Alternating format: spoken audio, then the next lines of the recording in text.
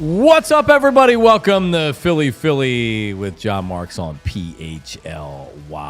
Good morning to all of our 8 a.m.ers live every day on YouTube at 8 a.m., 8 to 9 a.m.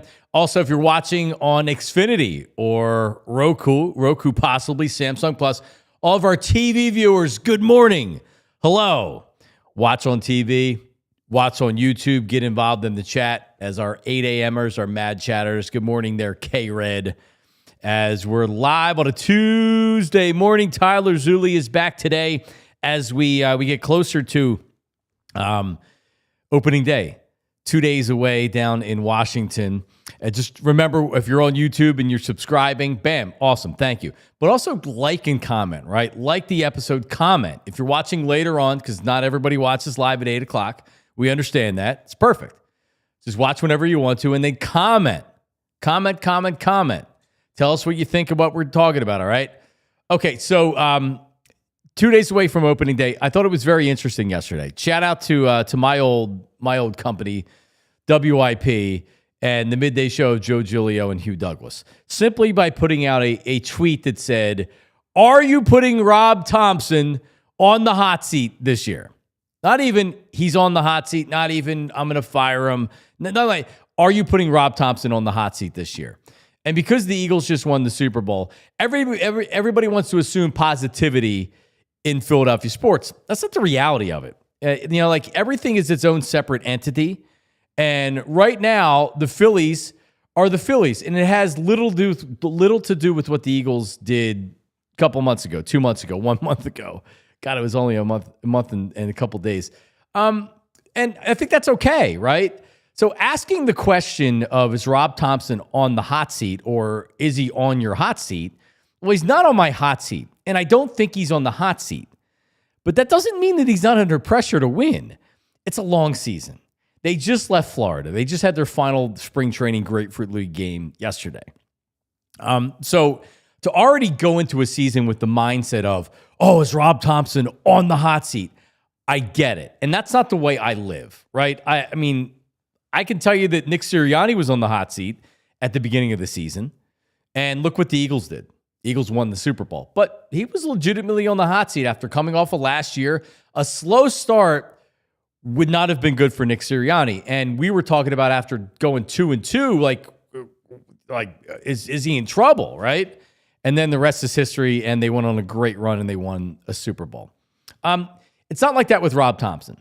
The Phillies have lost in the World Series, had, really a really bad collapse in the NLCS. And it was more than just losing in the NLCS. It was losing to the Diamondbacks. It was losing in the fashion that they did. It was coming home to Citizens Bank Park and having a chance, just needing one win, blowing a series lead. It was bad. It's different. When you lose in the NLCS, you lose in the NLCS. But losing like they did was bad. And then what happened last year where, if you were watching the Phillies in the second half of the season, they were more or less a 500 team. And it should have been no surprise when they lost to the Mets because the Mets were hot. It should have been no surprise that the Phillies were going to lose that series in the fashion that they did, and they did. So not a lot of changes in the offseason, an improved pitching staff, starting pitching staff for sure. Their bullpen's a little iffy right now, but for the most part, I think you have a very good team. 91.5, I believe, is the over-under the last time I looked. It's about right. Yeah, they're easily a playoff team. This starting rotation is tremendous. And then they're going to have to figure out some stuff in the bullpen. We'll see. I trust Dave Dombrowski with that stuff.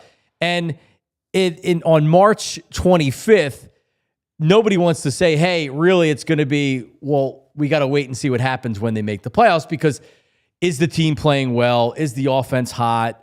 How are they playing in the playoffs? A couple years ago, they were hot entering the playoffs. Last year, not so much.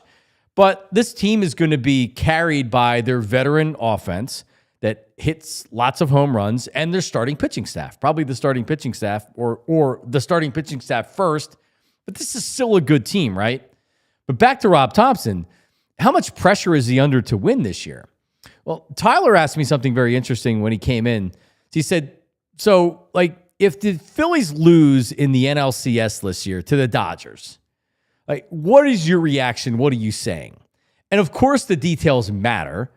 But I mean, my reaction is, well, it's not good for Rob Thomson. Does he survive? Probably. But what happens if they lose in the divisional round again? What happens, God forbid, because of the matchup and they're not playing well, they lose in the wild card round, right? Like, Rob Thomson is very much, in my opinion, managing for his job. He has a 1 year, he gave him a 1 year extension. You know, you give 1 year extensions to guys whose jobs aren't necessarily safe for the long term. Right? Rob Thomson may come out that Phillies can win 93 games, and even if they lose in the NLCS, it's like Phillies still had a good year. It was a disappointing end to the year. You're not going to have a knee-jerk reaction firing necessarily because they don't make the World Series. Team's headed in the wrong direction, folks. It just is. And if the organization views, hey, we may do better in looking at a different manager with a different voice and a different viewpoint and everything else, yeah, that's how guys are going. Joe Girardi was struggling. Rob Thomson came in and turned everything around. But if you can't change the players, you change the manager. And this team, for the most part, is kind of dug in with the players that they have. They tried to move on, or they sniffed around about potentially trading Alec Boehm because he was one of the potential moves that you could make. This team is kind of what it is at this point. So is Rob Thomson under pressure to win this year? And he should be. Yes. If I was Rob Thomson, I'd be feeling pressure. Now, like, is he going to worry about it or freak out about it? No. But does he know that his job may be on the line based on what the Phillies do this season? Absolutely. And it should be. So, hot seat, he's not on the hot seat. But, like, don't pay attention too much to something like that to where, oh, it's negativity. He's already saying he's on the hot seat. All right. Like, managers are paid and have jobs on winning and losing. If you have a crap team with a bad pitching staff and not a lot of offensive firepower, guess what? That manager's not going to keep his job forever. It doesn't make it his fault, but you have to see improvement. You have to feel good about the manager. And Rob Thomson's done a great job this year, but he's under pressure. He's under pressure to win. He should be Tyler Zulli as he's back from producing Anthony's show yesterday. So what do you think, man? I think pressure is different than hot seat. I think this team has pressure, and it probably rightfully should jump out to one of the hottest starts in franchise history. On pace to win 105, 108 games. You end up winning, they win 96 or 95 or whatever it came out to be. Numerically a good season, but the way that the second half kind of happened, and as you brought up, they were kind of a 500 team, the way that they faltered in the postseason with chase rates and the fact that, it just was a particularly dreadful postseason for most of the offense, I think does leave a sour taste in people's mouths. Now, I think context matters in terms of how the season unfolds, because you brought up the last 3 years. And if I'm ranking in terms of personal disappointments, if I'm ranking the three, one being the most disappointing, three being the least disappointing, the 2023 NLCS loss to the Diamondbacks, to me, clears them all because of the fact you were up 3 games to 1, or 3 games to 2. You were up 2-0. You were up 3 games to 2. You had Game 6 and Game 7 at home, and you lost both of those games and choked the series away. Would they have beaten Texas? Different conversation for a different time. I think they had a chance to have beaten Texas, and that's all you can ask for. And you'd have had a team who made it to the World Series in consecutive years. The second one is the Mets one because of there was disappointment in it, but it also felt like it was going to happen in the last couple of weeks. The World Series is the least because you lost to a better team. The Astros were a juggernaut that year, and you lost to a better team, and it was a magical run. But the way that the season unfolds, I think, is important to the conversation at hand. If the Phillies win 92 games, they get a wild card berth, they win the wild card, let's say they beat the Braves again in the DS and fall to the Dodgers in the CS because the Dodgers are a super team, that's a successful season. Even though, as a fan, you're going to go, damn, they were close. They're knocking on the doorstep of another World Series appearance. This hurts. But I think in terms of objectivity, it's a successful season. If you win 95 games, win a division, and bow out in the DS to a wild card team, that's where you know what I mean? So I think pressure and hot seat are two very different things. This team is a collective unit. with the fact that they've spent almost $300 million on their payroll and luxury tax, with the fact that, as you brought up, they are kind of locked into the team that they've got currently constructed, at least for this year, pressure comes with that territory. When you spend money, you're expected to win. And when you have a team that's been in the postseason each of the last 3 years, you were expected to win. When you put together a starting rotation the way that you have, you were expected to win. So pressure is fair. Hot seat is not. This is a good question for, I keep saying the comment, if you're watching on YouTube, comment, whether you're live or whether you're watching it later, comment about this very subject. How much pressure is Rob Thomson under to win? Because it's not a 10 out of 10 or anything like that. But if they lose in the wild card round, I don't think he's back. And I saw that INS had said if they get off to a slow start, he could be gone. The one thing I don't worry about with Rob Thomson is the guys not playing for him, as in they hate him. The guys didn't like Joe Girardi. Personally, I'm sure they thought Joe Girardi, it wasn't personal. They don't like showing up to the park every day. He was obviously rubbing guys the wrong way. He got really tight because he knew he was managing for his job, and apparently, he just became a very miserable person when you're coming into work. No one wants to come into work when their boss is on edge and is being a dick, and just like you don't want to interact with him, and the chemistry's not good. Topper comes in and guys like him. He's relatable. That hasn't changed. Rob Thomson is not going to crumble under the pressure and turn into a different guy. He's going to be the same guy. Honestly, I don't worry about this Phillies regular season at all. I don't. That's why I think this whole hot seat talk. Have you seen their starting rotation? And by the way, the portion of this show is brought to you by GLAT Hair Restoration, GLATHairMM.com, 610-980-4000. Tyler, their starting rotation, unless they have severe injuries, I don't give a damn if Taijuan Walker's their fifth starter. They're going to, if you have 5 games with this starting rotation, forget about against the good teams. When you play these tomato can teams and these bad teams, they're going to be winning in an 80% clip. So you can pretty much give them any series, 3 or 4 game series with this starting. You're going to win this series. There are going to be a lot of series wins this year.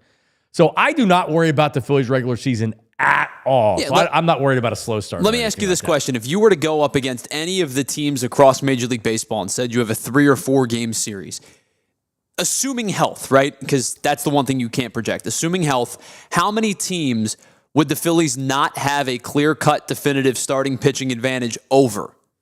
2? Maybe. You know what I mean? Is this with Sanchez emerging again this year? Right. And that's the thing is, you're expecting leaps from guys. You're expecting consistency from Nola. You're expecting Wheeler to be Wheeler. If Luzardo bounces back from the injury and Sanchez takes the next step, even if you're missing time from Ranger Suarez as your 5, that is a collection of 4 starting pitchers that you're going to feel super good about.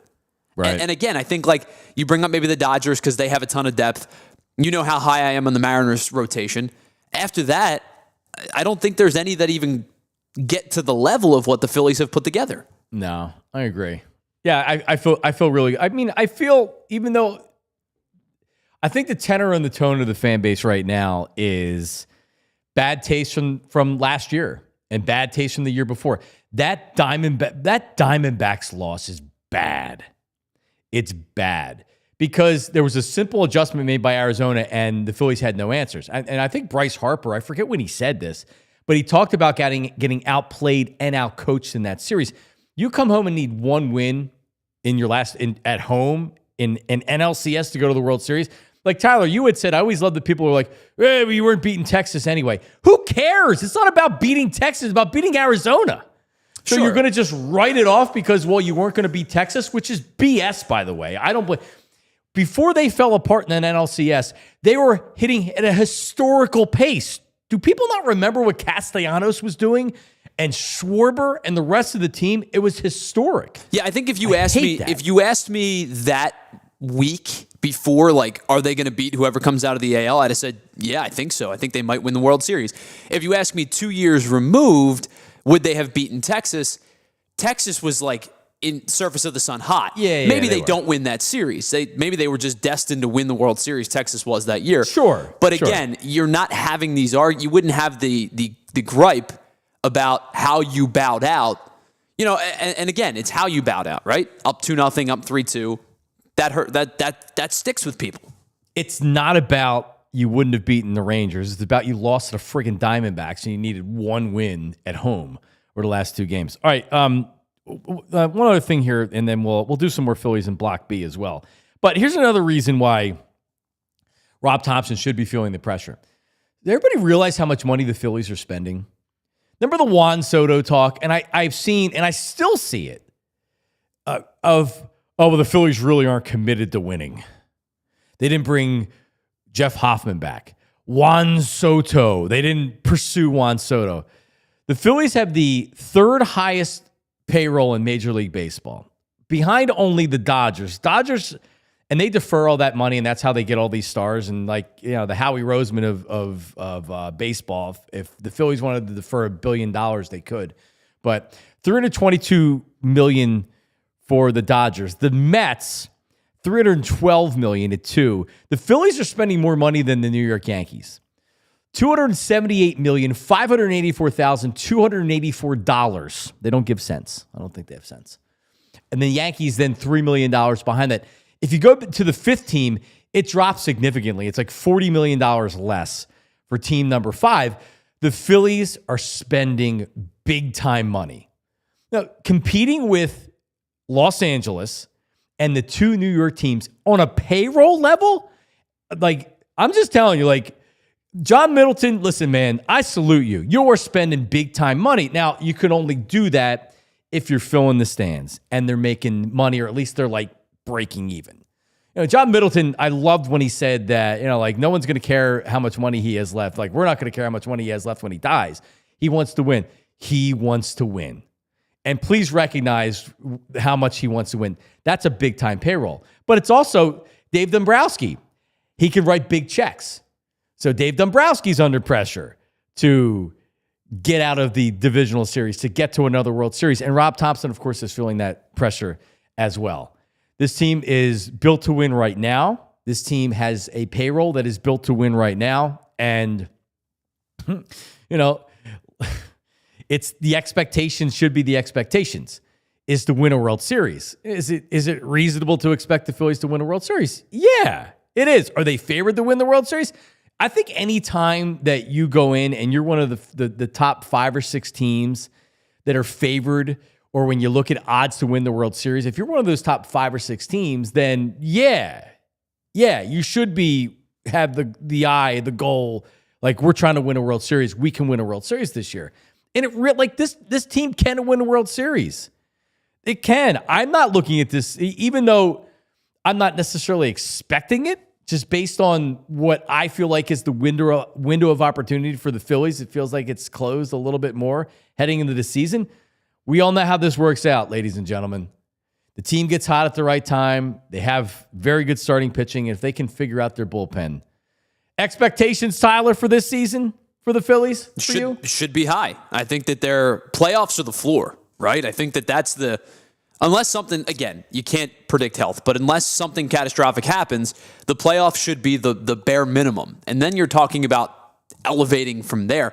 And the one thing about the payroll that you brought up, John, was they're at $278 million, which is 30 some odd million, almost 40 million over the luxury tax. I think it's $38 million over the luxury tax. So they're also paying luxury on top tax of that $19 million because they've been in the luxury tax for 3 consecutive years.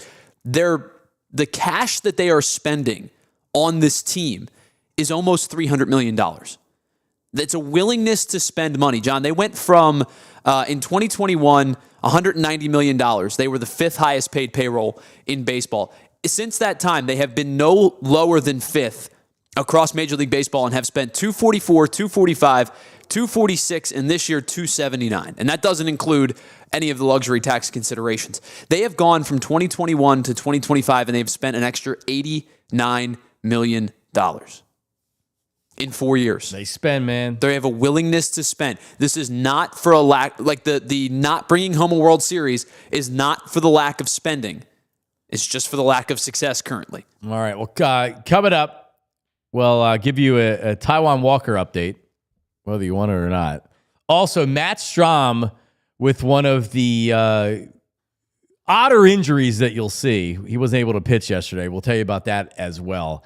And Doc Rivers being Doc Rivers. Wait till you hear this. Philly, John Marks. Damn, don't you go anywhere, man. You stay right there. Back in 2-2. All right, live on the air. I noticed this when we went live. Forgot to put the product in my hair. We're going to talk about GLAT hair restoration. So I'm able to put product in my hair live on the air because I want my hair to look great. And you know what? To like 99.9% of our viewers out there, they probably not only do they not care, but they didn't notice that I didn't style my hair. But I noticed. You know why? Because I like the way it looks. And that is GLAT hair restoration. Well, and Razor Bar, because Emily does a great job with my hair at Razor Bar. But GLAT hair restoration, the experts in the industry when it comes to hair. You've heard me talk about this. You know it. You've heard me talk about it. There are a lot of things you can do for hair. So all stages of hair loss, right? Whether you're starting to go bald, whether you're Phil Martelli bald, whatever, GLAT hair restoration has something for you. So if you're starting to thin and you're like, damn, I don't like where this is headed, this is actually the perfect time to contact GLAT hair restoration. Preemptive strike, ladies and gentlemen. All right? So, like, you don't want to lose any more hair? That's the maintenance phase of it, right? Like, so I had a hair restoration procedure, but that doesn't mean that I'm done. Every year I have certain things done for maintenance so I don't lose any more of my existing hair. Like, there's this treatment called TED, where it goes, reduces the shedding and the balding.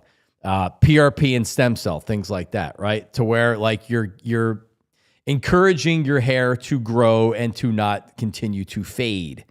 And science in 2025, fantastic. So GLAT hair restoration is the most experience in hair. That's all they do. Been doing it for over 30 years of industry experience. The hair team over there, I've known them for over a decade. The best in the business. GLATHairMM.com. GLATHairMM.com. Or you can call and text them. Yes, you can text them. 610-980-4000. 610-980-4000 or GLATHairMM.com. All right.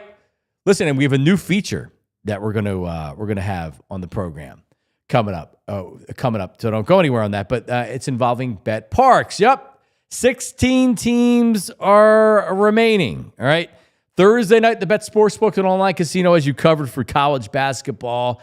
How about some futures right now? Duke, a $25 bet pays $50 to win it all. Florida, 25 pays $68.75. Houston, a $25 bet, $112.50. Auburn, $125 to pay out. Tennessee, a $25 bet will pay you $350. And even if your team doesn't win, that's okay. There's another way to win on the BetPArx online casino and sportsbook app. It's the only app I would ever recommend and use to bet sports and play all of those favorite casino games right in the palm of your hand. Live dealers, blackjack, roulette, poker, plus hot online slots based on the movies Rocky, Ted, and Goonies. And how about hot online slots like Cash Eruptions, 88 Fortunes, and Cleopatra?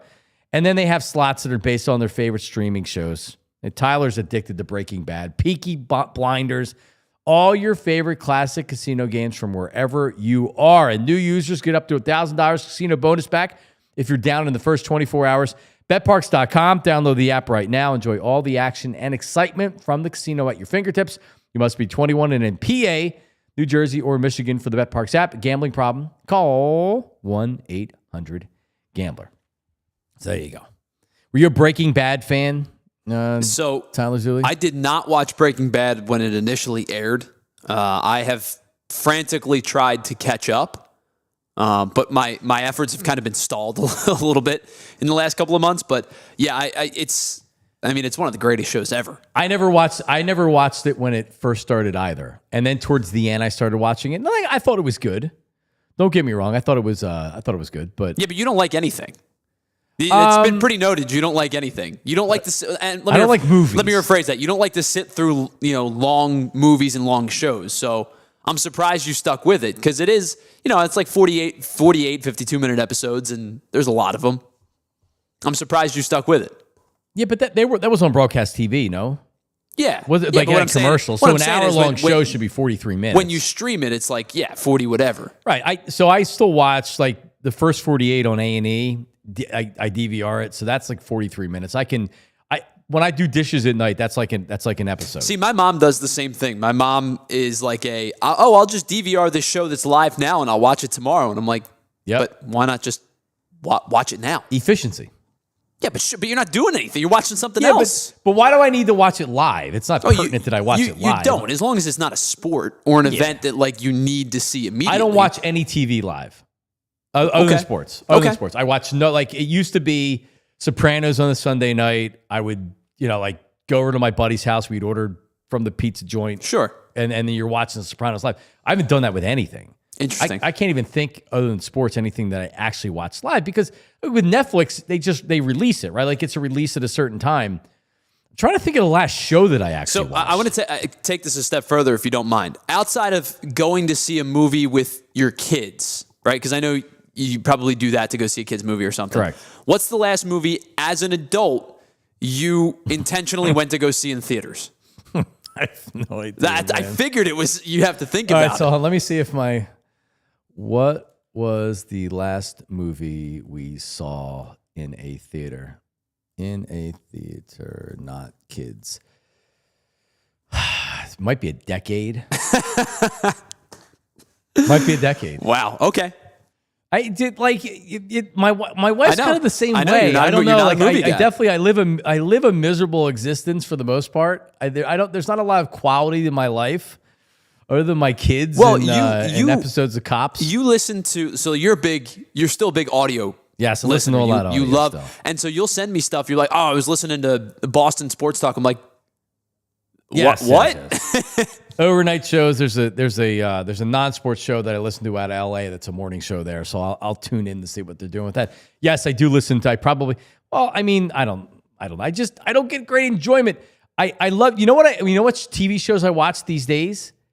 I like Cheers. I DVR old shows and I watch them. I went through the entire library of Cheers. Cheers is a great show. It is, and that's so as far as the time commitment. That's like. I don't even have the dishes from the dish drain put back in the cabinet, and the episode of Cheers is over. Those things are so damn short. All right, so some news yesterday with the Phillies. So and let me say this, that this is very much on my radar as far as things that worry me, because Matt Strahm has been tremendous as a Philly. He really, really has. He's filled a variety of roles, from a starter to a quasi-closer to a seventh inning guy, an eighth inning guy, important as a left-handed reliever. So a couple weeks ago, he had an MRI on his shoulder. And what was it that, let me see, I have here exactly what the report was. He had an MRI, it was a little bit less than 2 weeks ago, I think, that revealed an impingement in his left shoulder, which has caused inflammation, irritation, and a bone bruise.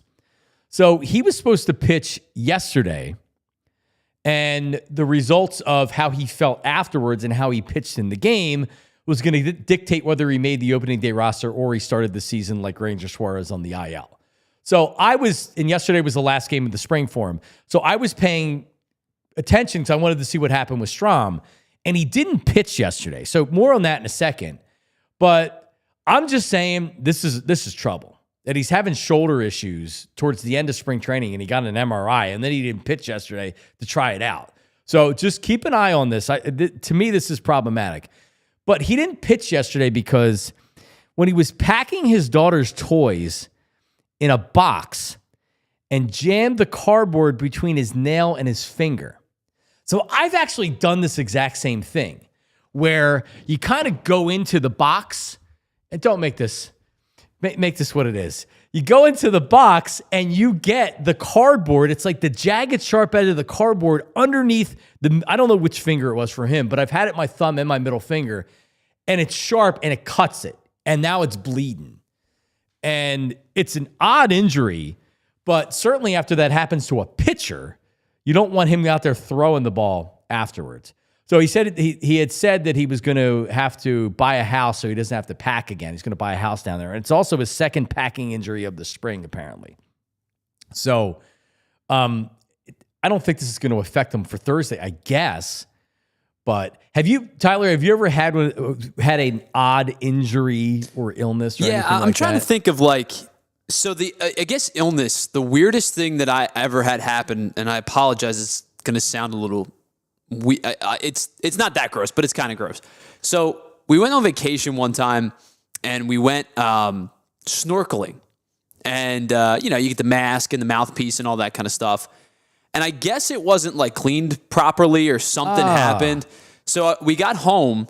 I was fine. I was feeling kind of groggy the day we left, and I woke up the Monday. I had to go back to school on Monday, and I woke up and the side of my face like ballooned. Oh. Like 3 times. I had like it looked like I had gotten my what kicked, and just like repeatedly punched in the jaw because I had this big balloon on the side of my face, like and down into my neck. So apparently, I had gotten a lymph node infection. Some kind of lymph node infection or something like that from what we believe to be the snorkeling gear, and it messed with like whatever's going on in my neck and in my face, and so like my face was like swollen up, and I woke up the morning and I couldn't pick my head up, and my mom came in. She's like, "What are you doing? You got to get up for school." And I'm like, "Mom, I can't move."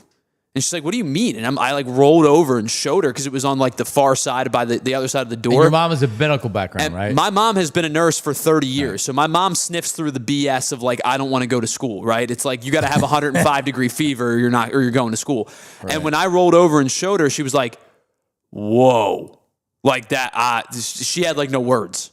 She's like, yeah, you're not going to school today. It's bacterial. And yeah, basically. And so that's kind of the weirdest thing for me is my face blew up like 3 sizes too big on the on one side of my face. Yeah, man, I think you have this discussion one as far as now I've had Guillain-Barré syndrome and scarlet fever, which is, like I had scarlet fever. People are like, "What are you in the Civil War era?" But yeah, I had scarlet fever when I was in high school. I think I was a junior in high school. And did you ever have chicken pox? When I was a kid, I did not, everybody no. had chicken pox. Yeah. I never got it.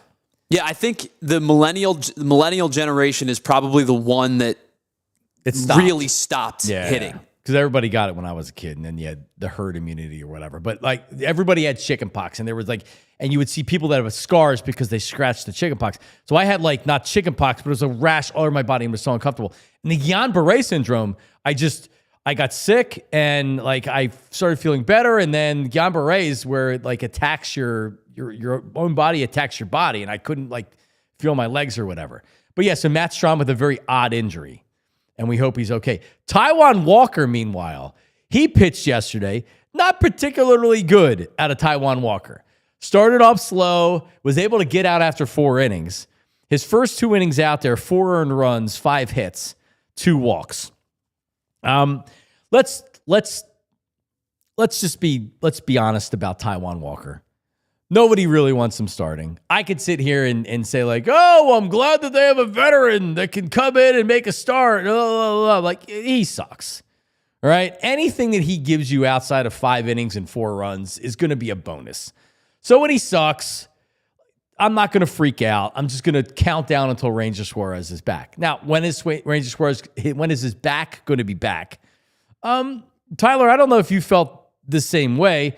Not particularly encouraged. I mean, it doesn't seem like it's going to be a long-term injury, but like I also don't think he's just missing 1 start. Yeah, I mean, Rob Thomson said it's not as bad as it was last year, but then to say, hey, it could be 3 weeks. Needs 3 weeks to ramp back up. I think that's certainly concerning because then it goes, because my thought process was there was a way that they could potentially, skip the first start with the days off and Wheeler pitches and then days off, and you go back and you don't have to worry about a Taijuan Walker start to like the 2nd week of April. Now they're saying he's going to pitch the 6th and he's going to pitch probably 2 or 3 additional times.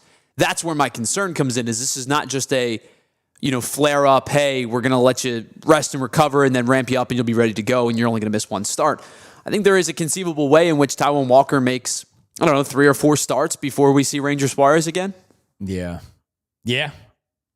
Yeah. We're talking about, at this point, we're talking about May, right? Right. If he's ramping up for 3 weeks and he's going to be out a week or 2 because of the back, that sucks. So like luckily the 5th starter's not going to mean all that much. I mean, and also like how many starts does Taijuan Walker get before they decide they're going to move on to plan B? 3?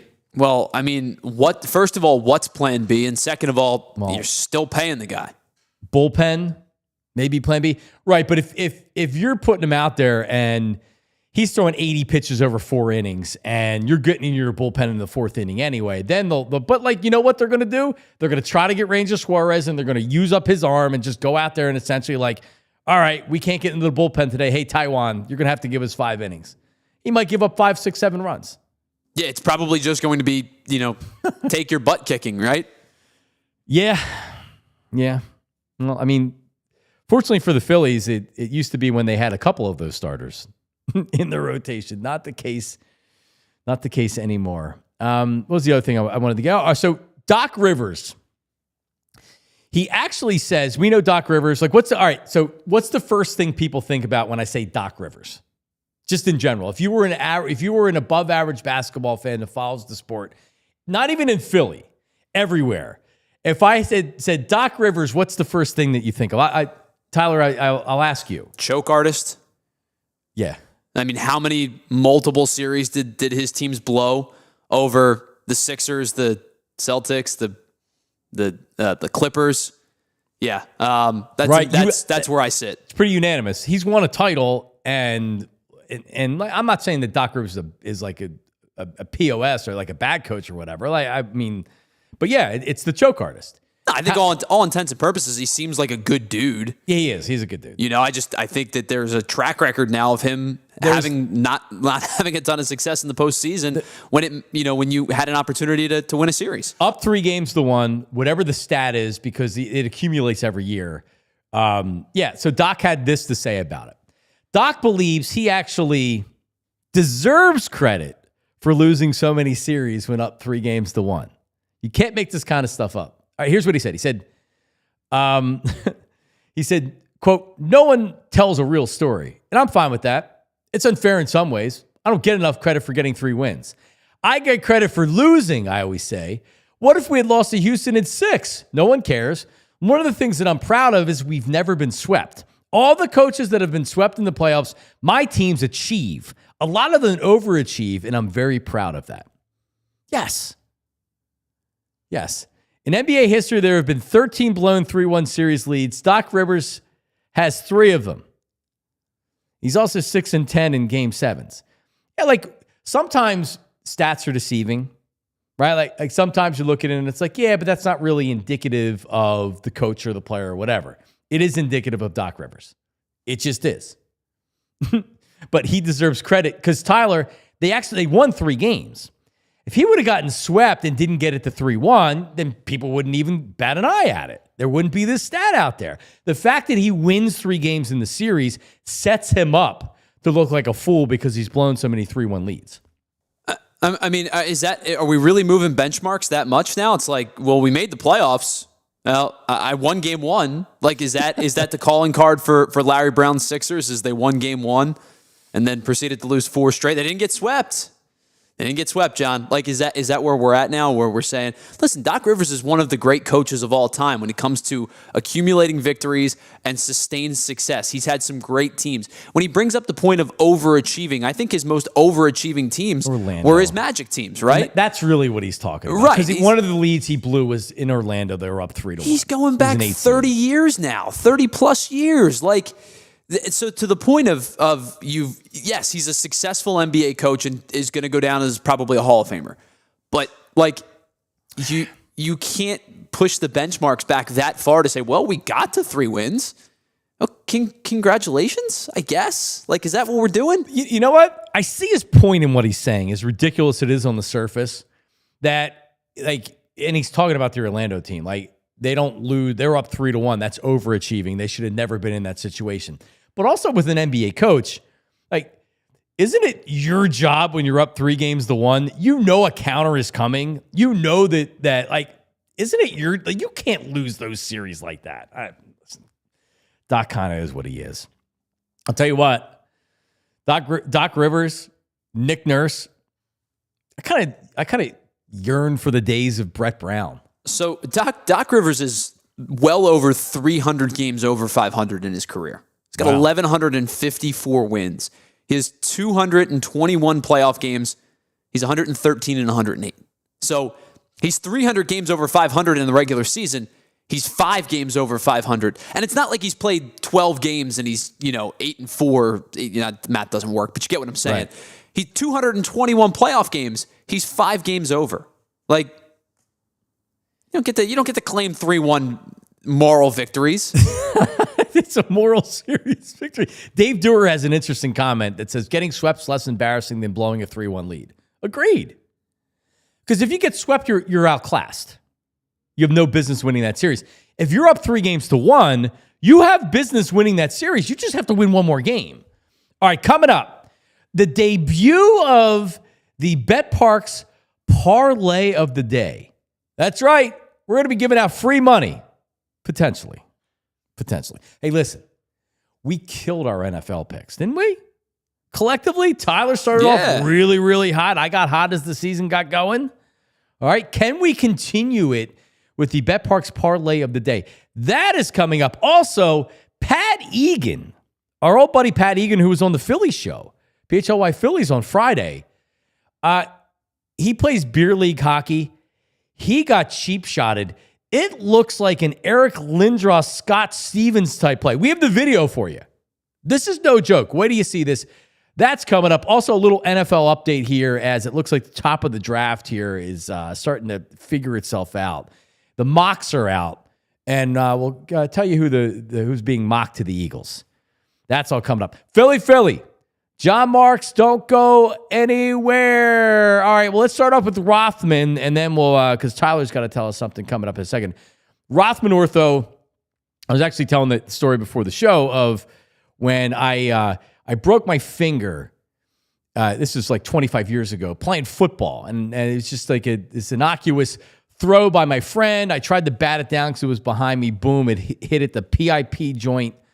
So it broke and dislocated at the PIP joint. Well, you know who you go to when you break your freaking pinky finger? You don't realize it. It's a hand specialist. Because I had like almost a baldy finger. It was crooked.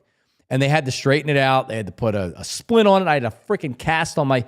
But like, they salvaged my finger because it was mangled, right? Rothman Orthopedics.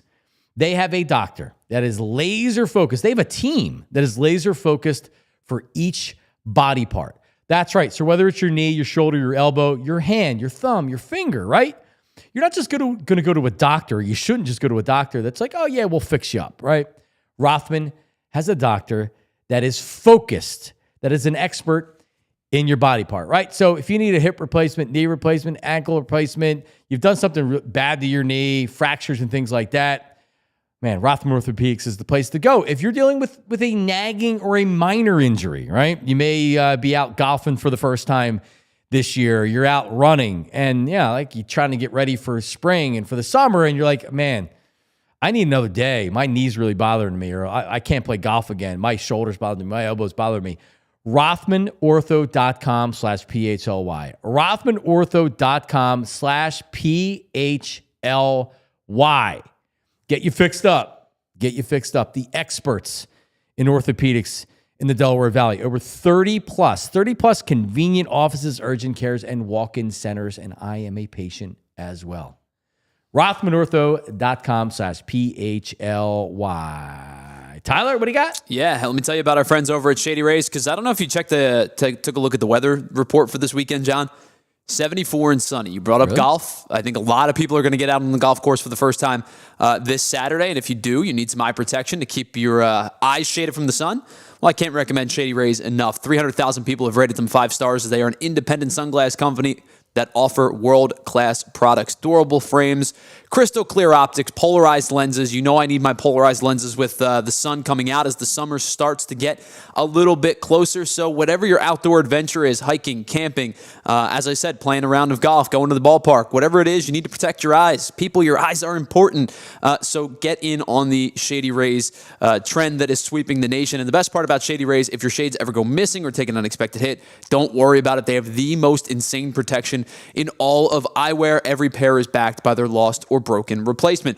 And if you don't love the pair that you buy, you can exchange them or return them worry-free in the first 30 days. So there is no risk to you when you shop. And our PHLY viewers and listeners, head on over to ShadyRays.com and save 35% off your polarized sunglasses when you use the code PHLY. So use the code PHLY today at ShadyRays.com for 35% off your pair of polarized shades. There you go. Thank you, Tyler. The last movie we saw in the theater, and maybe this is telling, but something involving an elephant. It was like 2012-ish, 2013 maybe. Probably, yeah, like right around there. It just something elephant. I don't remember what it was. It was like it was in a circus.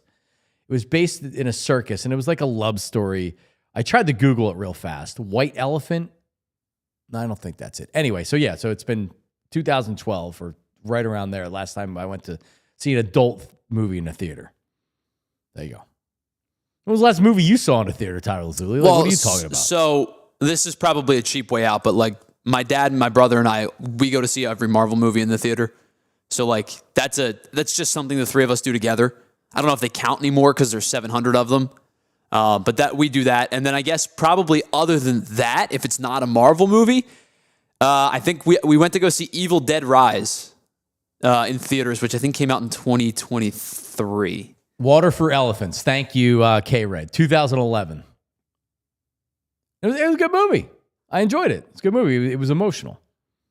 2011. I don't think I've seen it. Yeah, whatever. I haven't seen it after that. See, like I feel, like talking about playing golf. I was talking about playing golf. You're talking about playing golf, right? Like, oh, this weekend it's gonna be nice out or whatever. I don't play golf. What do I do with my life? What am I doing? I don't watch TV shows. I don't watch movies. I don't golf. Well, I've said to you plenty. I suck at golf. I'm the first to admit it, and my friends will tell you too. My wife will tell you too that I'm terrible at golf. It's a get together with the guys. That's all. It's 4 hours with your buddies. That's what it is. But you just said you and your you go watch all the Marvel movies together or whatever, and like I'm. Yeah, I mean that's something my dad and my brother and I have been doing for 15 years now. All right. That's just, and the funny thing is too, I wasn't into them when they first started. I don't know, maybe I was just a too cool teenager at the time when they first started. Because 2008, I was 16. So like I was right in the peak of nothing's cool, that teenager phase. Right. And so I didn't start getting into them until later. My dad and brother used to go all the time, and I caught up one day, and I was like, oh, wow, I actually really like these. And now you like it. Yeah. And now it's like, oh, I don't care what people think about what I like anymore. Plus, comic book movies became really mainstream. It's not like... that's the big thing. Right. It's not nerdy anymore to go see a comic book movie, a superhero movie. So I think that probably helped. Yeah. Right. Huh. All right. So we'll do this every day right at this time. It is the BetPArx Parlay of the day. We'll at some point have like an opening for it or whatever and music. But anyway, so here's what we're going to do. Tyler is going to give a pick. I'm going to give you a pick. And then we're going to tell you what the parlay pays out. This, of course, is for amusement purposes only, unless you go to the BetPArx app. Gambling problem, call 1-800-GAMBLER. Tyler, what is your leg of the parlay today? Yeah, so let's see. I'm going to start with the NHL this week, or today, I should say. And one game that caught my attention was two teams that should be or are in the opposite directions of the wild card standings. We'll go to the Eastern Conference. The Ottawa Senators are the number one team in the wild card rankings with 79 points. The Buffalo Sabres, meanwhile, are at the bottom of the table, and the Flyers are hoping the Sabres win this game today, as they're just 3 points behind the Flyers for that 9th and 10th spot. But I am going to take the Ottawa Senators on the money line, minus 150 in this one. Now, I know the Senators have been much better at home than they have been on the road, but the Sens have won 4 of their last 5 on the road. Buffalo had at one point recently lost 6 consecutive games. They are losers of 10 of their last 13. They are a team that can score in bunches, but also has had a couple of games over the last 3 nights where they've scored 2 and they've scored 1. Ottawa is one of the better defensive teams in the NHL, and even though they only score about 2.9 goals per game, they've averaged about 3.7 over their last 10 games. I think Ottawa is going to use this as an opportunity to jump up in the standings even a little bit further, because they've only played 69 games compared to some of the other teams within the wild card conversation who have played 70 or 71. An opportunity to pull themselves away from Montreal and the 2 New York teams a little bit further. I'm going to take the Senators on the money line. Yes, they're only 17-3 on the road, but I think they're just a clearly better team than the Buffalo Sabres. I'll take the minus 150. Well, way too much analysis on it. We just want winners here, Tyler Zuli. I'm going to take Chattanooga, the money line. They're in the NIT at Bradley. Why Chattanooga? I like saying the name. Chattanooga's plus 143 at Bradley to win it outright. It's a payout of plus 306. So we're going to keep track of this. When we have Black Gritty and some other people in, maybe we add a third leg of the parlay. So that is our BetPArx Parlay of the day. Senators money line, Chattanooga. Choo-choo. Money line. All right, there you go. By the way, PHLY Daily, which is available at allphly.com. Rich Hoffman Jr. was just on there scrolling around. And it's essentially your Philly sports page delivered right to your mailbox, your email. And he spends a lot of time on it, man. There's a lot of stuff here. So one other Phillies note before we move on to Pat Egan's injury. So Buddy, it was Buddy Kennedy or Cody Clemens. Who's going to be the last man on the roster? It's going to be Cody Clemens, as Dave Dombrowski announced yesterday. Buddy Kennedy, the pride of Millville, New Jersey, is going to be designated for assignment or traded. So most likely he will not be in the Phillies organization because there'll be a team that wants to pick him up because I think he's a pretty good bench player. So, I mean, no real surprise, Tyler. I thought they would keep Cody Clemens. It's interesting they wanted the left-handed bat as opposed to the right-handed bat. They could definitely use the right-handed bat more because they are lefty-heavy. But Cody's had success here, and it feels like Cody should stay. Yeah, here, that's so I'm happy. Kind of what we talked about yesterday. The only surprise to me is because of the left-handed, right-handed thing. I thought that there would be a chance that they might go outside the organization and try to, make a play for a guy, and they still could. But it looks to me like Cody Clemens is, going to make the 26 and get the first shot at it. Clemens has had not only been a better player than Kennedy, but also had a much better spring. Yeah, Kennedy's walked a ton, but he's also struck out a ton. Clemens has hit over 300. I think this makes sense in terms of keeping the best player of the two. Agreed. Sosa can play left field. They really put him out there a lot. So if you're worried about another outfielder, Sosa's played center and left. More than capable of playing left field for sure. So Weston Wilson comes back. They'll have a decision to make. All right. So our old buddy Pat Egan. Pat was actually my intern at the Fanatic at one point in time. And I've obviously kept in touch with him. And I saw him on Sunday. My kids were getting Easter pictures. And you have to wait in the car for them to call you in. And I look over next to me, and who's parked next to me? I'm like, is that Pat?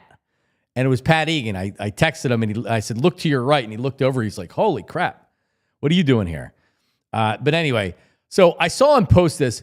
Pat is one of these guys. Jason Bertidis was the same way. They play beer league hockey. How old is Pat? He's got to be close to 40. So I'm 31, and I think Pat's 3 or 4 years older than me. Okay, so he's 34, 35. Mid-30s. Yes. Hey, listen, we talk about hobbies. I have no hobbies. Pat's been playing beer league hockey for a long time. All right? So I'm not surprised that he's still playing today. This happened on Sunday night, so I saw him on Sunday afternoon. Sunday night, take a look at this video. Now, you've played baseball. Adult league baseball. It can be competitive. It should be competitive. But the rules in these leagues are there's no checking, right?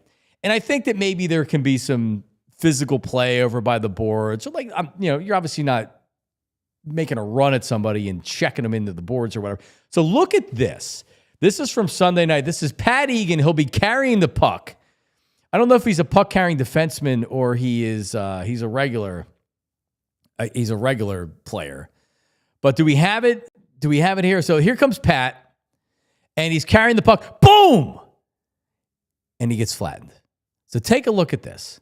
Pat Egan, it's a headshot too. Yeah, play it again, Tyler. So here he comes. Now he's skating. Here comes somebody. Boom! And you see Pat laying motionless on the ice.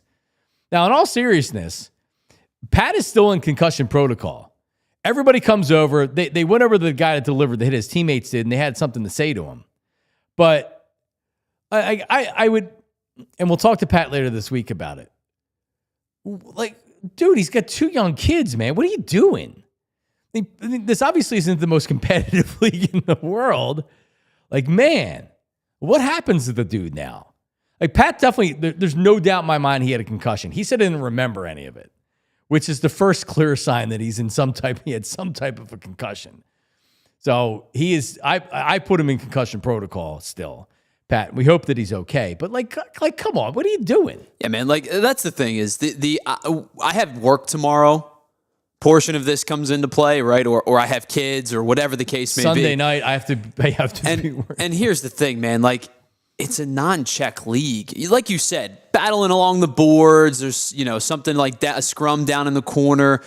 Contact's going to happen. It's not a non-contact league. It's a non-check league. But that's an open ice, deliberate hit. Like that to me is where this becomes a problem. You know what I mean? Like it was unnecessary. It was totally unnecessary. Totally unnecessary. K-Red brings up something good in the live chat here. It says that in the beer league, there's a lot of guys that they're not great skaters, and I think that contributed to it. I mean, I don't think he was going head hunting on Pat. It looks bad, that's for sure. So it's another reason why I don't try to do anything like this, because the last thing I need is injuries. Well, and that's kind of like, so I still think I could play beer league baseball. It's why I've kind of held out on playing softball, just because I think I can still play at a hardball level. My big worry at this point is if I'm getting on the mound and throwing pitches, I don't need a liner hit back at me. My reflexes are not good enough to make that play anymore. You know what I mean? And so, like, those are my concerns. And it's a minuscule thing compared to a deliberate check, right? Like, that's not intentional, clearly. But, like, those are my concerns is, like, do I need a liner back at me? Do I want to see 85, in the ribs anymore? Not really. Right. Well, this would be the equivalent of throwing at a player because... Right. That's the difference. That would be probably the equivalent is intentionally throwing at somebody. It's like, listen, in the majors, intentionally throwing at somebody is a thing. All right. And by the way, Pat Egan has checked in and said he's officially been listed out for tonight's game in Downingtown with an upper body injury. So he will not be playing tonight. You don't have to say what happened in hockey. It's I actually love it that they don't say the exact injury.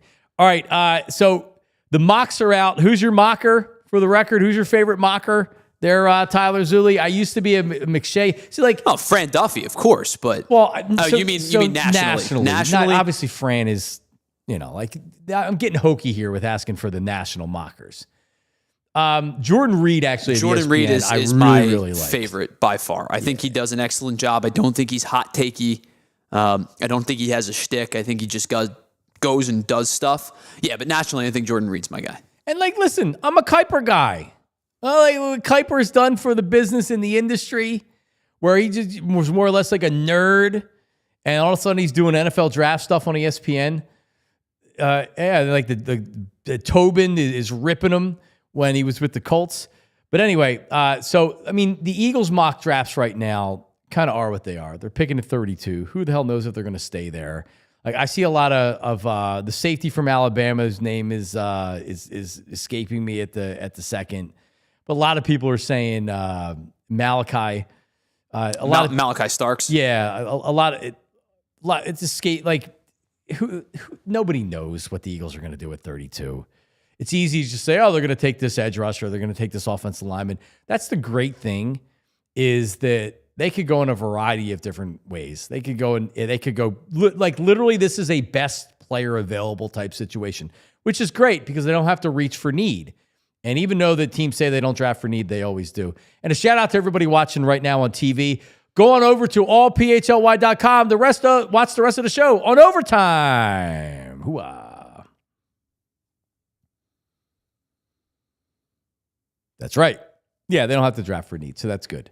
But the top of the draft is it seems like it's figuring its way out.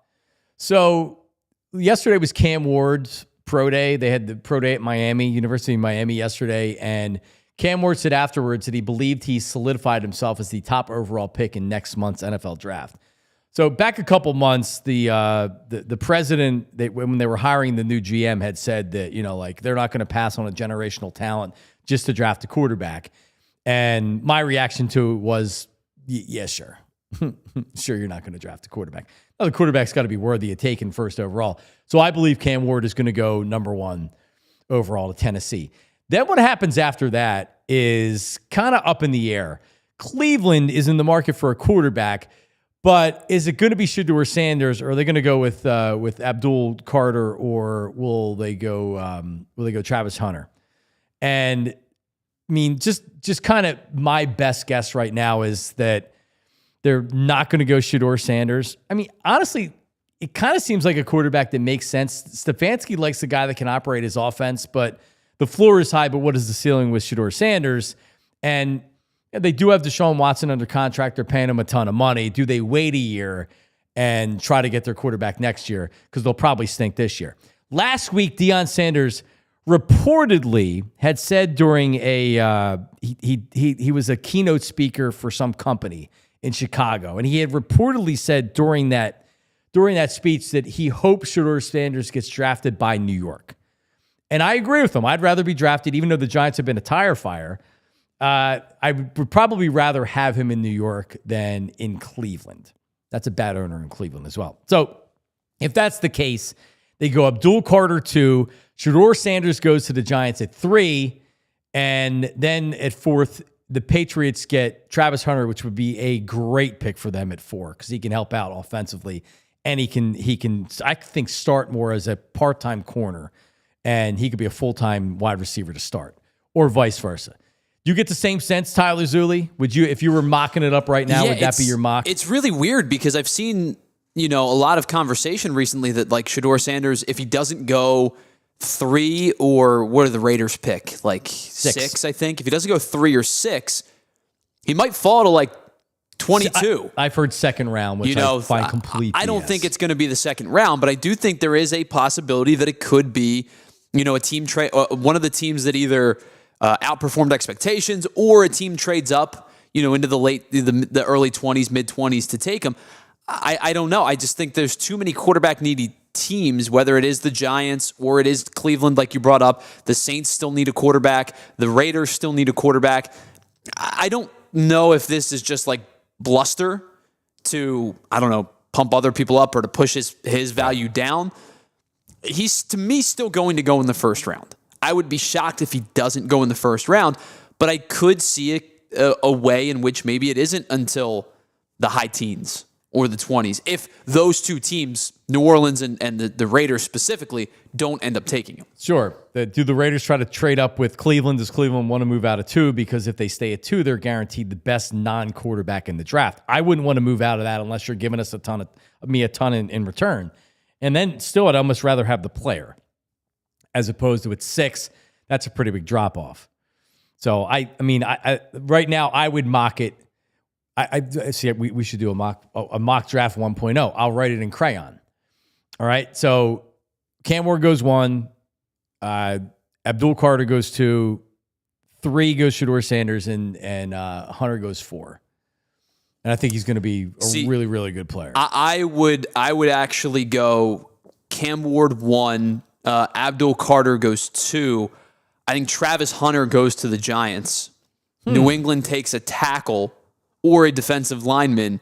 I think he ends up going 6 to the Raiders. Yeah, I don't think he makes it past 6. Unless these teams just don't like him. The Giants just seem so quarterback desperate. And I know they just signed Jameis Winston. Look at the contract they signed Winston to. It's an $8 million 2-year contract. That's a backup contract. Or it's a guy that can start if he's their best option now. It's a bridge quarterback backup type contract. Sure. He's not brought in to be a bona fide starter. No, and everybody knows Jameis not that kind of guy. All right. So with that, like I could see it. I just think the Giants are too dopey and too quarterback. God, they need a quarterback. And it's a matter of how you evaluate Shedeur Sanders. If you think I think Shedeur Sanders can be an above average quarterback that can win with a good team. And I don't think he can. I don't think he's great. But he's not athletic enough to where like Jalen Hurts can win in a lot of different ways. I don't think Sanders is that kind of an athlete. We're going to find out. Shout out to everybody that is watching on YouTube live, our Mad Chatters, our 8 a.m.ers. Thanks for tuning in. And if you're watching later on in the day, which a lot of people do as well, just make sure you're liking, commenting, and subscribing to the show, to PHLY. Just get involved in the show. We appreciate y'all. And the audio podcast is also available. So if you can't catch the show on YouTube and you're out driving around or you just like to listen to audio like I do, wherever you find your podcast, just search Philly with John Marks. All right, we're back tomorrow live at 8 a.m. We'll talk to everybody then. See ya. We all silly like the mayor.